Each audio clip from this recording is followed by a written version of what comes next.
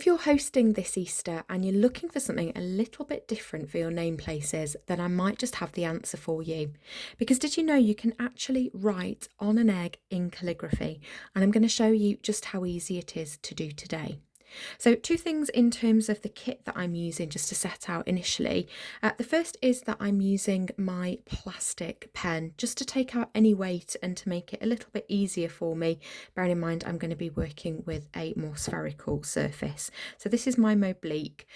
As normal, I've got my trusty Brause 361, my blue pumpkin. You can see that I've already been playing around with the ink and making sure that it's the right consistency on there, but the blue is underneath, I can assure you. And then ink-wise, I'm going to be using my Dr. P.H. Martin's Bleedproof White. I don't tilt it too much, else you're going to get it tipping over everywhere on my desk. Bleedproof White is fantastic. It's a really nice consistency to use on the egg. You can use any calligraphy ink though, so do have a look and have a play and an experiment to see what you like. But in terms of how beautiful and speckled this egg is, I think the Bleedproof White is going to be just perfect. So let's load back up. I'm just going to move the white out of the way.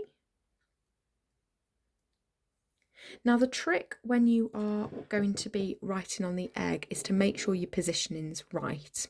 So if you look here, I'm going to hold my hand in a comfortable position and then lean the egg towards it.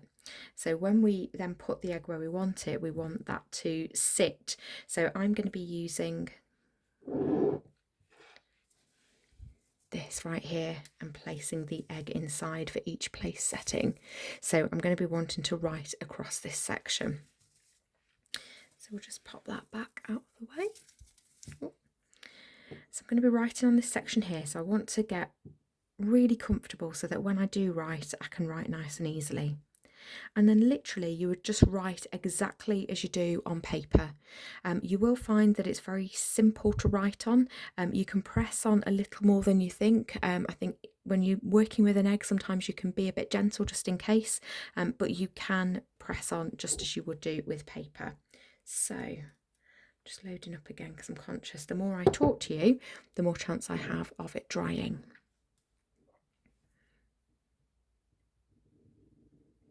So just work nice and slowly. You can hear the scratch on the shell of the egg.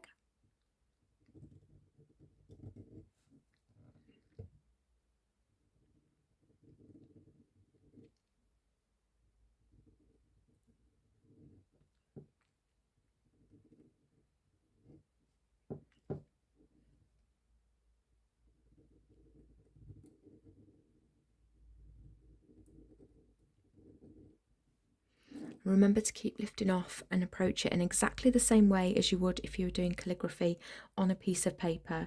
So we're still breaking down each of our letters and lifting off after each stroke.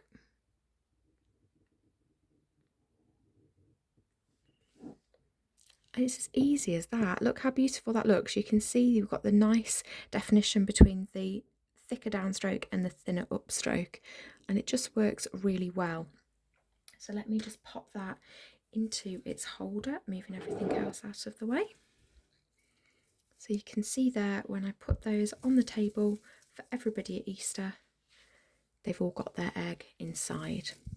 And do you know what the best thing is about this option is that one, it's really quick to do, so you can do these in very little time, but two, you're still able to use the eggs afterwards. So as well as being able to use this as a beautiful place setting, actually if you want to make yourself a poached egg on toast, or you want to make a cake, let's be honest, I'll probably be making the latter, won't I?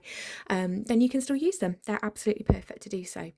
So I hope you have a wonderful Easter, and I hope you enjoy practicing with eggs and trying out different surfaces for your calligraphy.